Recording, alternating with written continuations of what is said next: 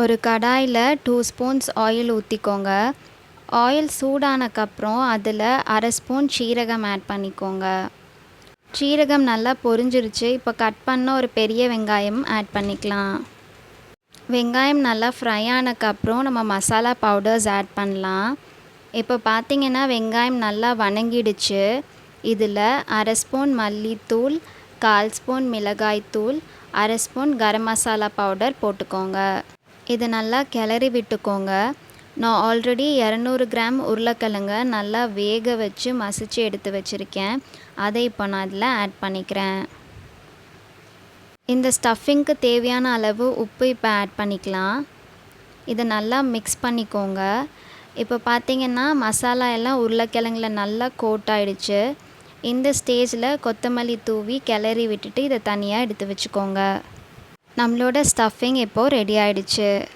ஒரு கப் கோதுமை மாவில் கொஞ்சம் எண்ணெய் ஊற்றி அரை ஸ்பூன் உப்பு போட்டு நல்லா பிசைஞ்சிட்டு உருண்டை பிடிச்சி வச்சுருக்கேன்.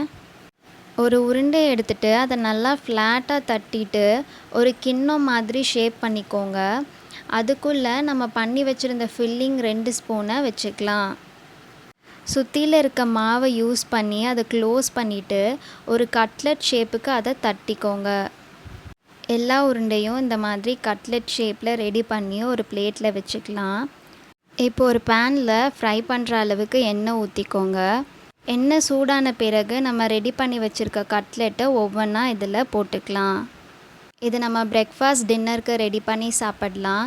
இதிலே ஸ்டஃபிங் இருக்கனால நம்மளுக்கு எந்த சைட் டிஷ்ஷும் தேவை கிடையாது. அப்படியே சாப்பிட்டுக்கலாம். ஒரு சைட் குக் ஆகிடுச்சு. இப்போ நான் அதை திருப்பி போட்டுக்கிறேன். 2 பக்கமும் நல்லா குக் ஆகிடுச்சு. இப்போது எண்ணெயை வடிகட்டிட்டு நம்ம வெளியே எடுத்துக்கலாம். நம்மளோட சுவையான பொட்டேட்டோ ஸ்டஃப்ட் கட்லெட் இப்போது சர்விங்க்கு ரெடி.